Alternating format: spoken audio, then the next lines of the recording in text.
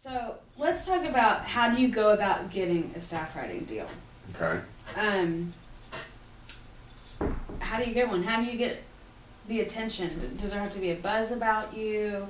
I know we could talk about like going back to the relationships that you've developed, that people that you've met. That's so important because, like I said, when I came to town, there was a group of us, and when one of those people would get signed to a publisher, it would open the door for us to be able to go see that person. We would be able to co-write with that writer, so that publisher was hearing his signed writer songs with our names on them too, as co-writes. And I see that a lot. A lot of our clients they've become like a group of them. Like Cameron and Brooke and Andy. They all kind of celebrate each other's victories and all that together. So exactly. and when something starts happening for one of those people, then the other people will be able to benefit from that as well. But it all boils down to going and seeing that publisher enough times that they're convinced that you've got the goods as a writer. Now, when you have that first meeting with the publisher, different from meeting with a label where you're pitching your own stuff. This is different. You're asking someone to invest in your abilities as a writer. Exactly. In your talents. Exactly. What do you bring? How many songs do you bring? I think too, if it's an initial publisher meeting, here again, I would limit it to probably 3 songs. Because if it's the first time that they're meeting with you, with a new writer, they may have only scheduled a 15-minute meeting. So don't go in with a CD of 8 or 10 songs unless in an email they have asked for that. Right. I would go in with my 3 best things and have him or her listen to those songs. Now, going to see a publisher is a little bit different from a label thing. You might have another CD in your pocket of 5 or 6 other songs, because they may say, "Hey man, I love these 3 things. What else do you got? Have you got any more stuff?" And they may or may not be able to have the time to listen to it at that particular meeting. But if they're that interested, then you want to have something to leave with them. Right. Of another 3 or 4 songs, maybe. Right. A lot of times, pre-publisher meeting, that publisher may email you if it's been a personal contact that you've gotten, or you've made that contact with maybe without a referral. You might want to, that publisher may email you and say, "Hey, bring me a CD of 10 things." And here again, they may or may not listen to those in that initial meeting. Right. They may just listen to 2 or 3 and then listen to the rest of them later, depending on how much time they have, what they've got going that day. But yeah, with a publisher, I would say take 3 things on a CD, have another one in your pocket, maybe with 3 or 4 more, just in case. Okay. And then some of the things that I got asked when I took some of my first publishing meetings were, what kind of songs do you write, that whole thing. And I would say that the publishing meetings is where you do want to bring up any successes that you've had. Right. But let's clarify what a success is to a publisher. Independent cuts are successful, anything that generates money, right? If you're a writer-artist and you've released your own album, if you've had decent sales off of that, that's good. Any major label cuts you've had, film and television placements that you've had, things like that are things that I would mention to a publisher. Right. Things I would not mention to a publisher is if your song's #1 on some website. If you won a songwriting contest, unless it's ours, because if you win ours, you get meetings with publishers. But you know, if your song plays number 5 on the John Lennon Songwriting Contest, probably not something that they care about. Right. Again, they're Or looking, if you're number 8 on the indie, right, you know, the indie internet chart, right, you know, they're not going to care about don't that. care. But they asked me about that. You know, those are things that we talked about, and also who I'm co-writing with.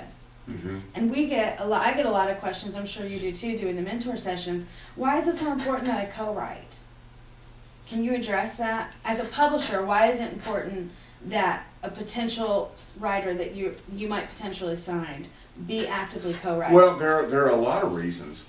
I guess number one probably would be that normally 2 heads really and truly are better than one. Mm-hmm.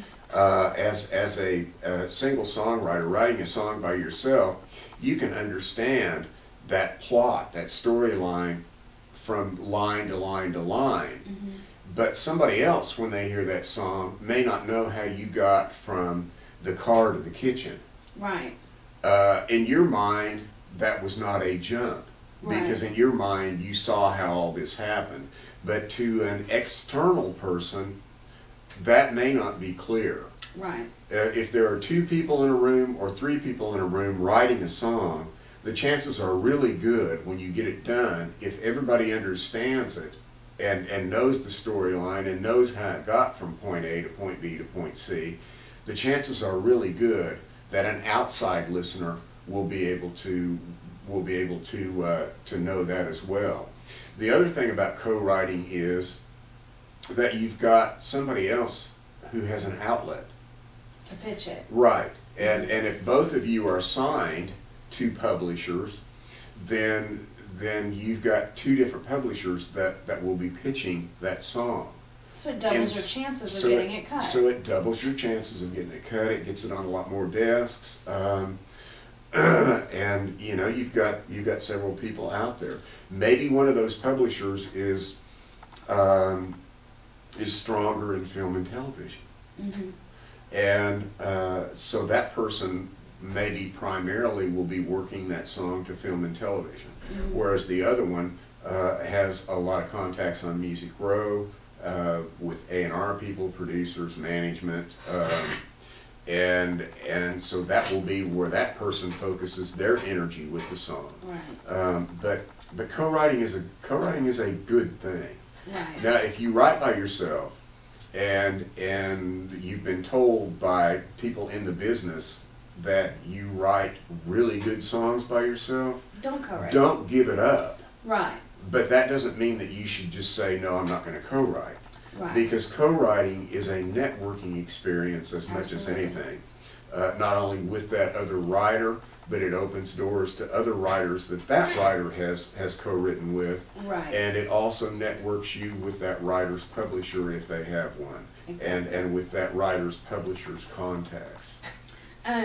So another thing that I want to talk about with the meeting, you know, and a lot of the stuff that when you meet with a publisher is the same kind of thing like when you're meeting with a label. Make sure that everything has your name and contact information on it. Blah blah blah. You know, don't wear a suit and tie. Be cool with the receptionist. All of that stuff.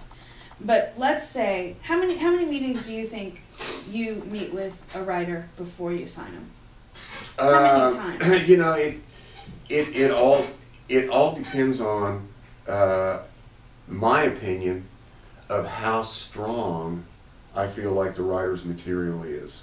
Right. You know, some writers I've met with once or twice and signed them. Mm-hmm. Some writers I've met with 4 or 5 times over a period of 6 months Mm-hmm. to 9 months. But the longer term things, like meeting with somebody 5 or 6 times over Mm-hmm. 6 to 9 months, I was looking for growth, not only as a songwriter, but I was looking for growth in networking, Right. growth in the co-writes, growth in, you know, have On the they business side of have stuff. they expanded their co-writing? Yes, Mm-hmm. and on the business side, have they expanded their knowledge of the business? And so that's really a hard question to answer. Okay. You know, I mean, you can meet with somebody one time, and if they play you 3 songs and they blow you away, and you happen to look at your tip sheet and somebody's cutting that a couple of those songs might be good for, Right. then you're a lot more apt to make that jump at that point. Right. Now let me ask you, say you've met with a writer, you love their stuff, they're growing as a writer, their network, they're getting big co-writes, or you like who they're co-writing with. The material is really great. You're ready to sign them. Now, we had talked about contracts. One thing that we didn't talk about was something called a Schedule A. We did a little quiz on our website a couple months ago, and that was one of the questions, what's a Schedule A? And nobody got it right. So let's tell them what a Schedule A is. When a writer signs with the publisher, that publisher is going to, on the initial signing, get a certain amount of songs. Mm-hmm. That writer is not simply signing with a blank slate there, with Right. nothing. That publisher is going to get a certain amount of songs. And those songs that publisher gets on the initial signing are called a Schedule A. So it's songs that the writer wrote prior to Prior to deal. signing that contract. Many times, once the negotiations get that serious that a publisher is really thinking about signing a writer, Mm-hmm. they will ask that writer to maybe bring in 20 to 30 things that they have written, their best things, Mm-hmm. and then that publisher will go through and cherry pick. I like that one. I think that one has potential. Mm-hmm. I think with a good demo of that, I could probably pitch that, maybe get it cut. That one, not so good. Mm-hmm. That one is okay, but I don't think it's strong enough to be viable for me. In the end, you may end up with a list of 5 to 10 to 15 or 20 songs that go on this piece of paper that's attached to the contract. Mm-hmm. And the reason it's called a Schedule A is because it is an attachment to the regular contract. Right. It's a part of it, but it's also an attachment because the song titles are laid out with the co-writers.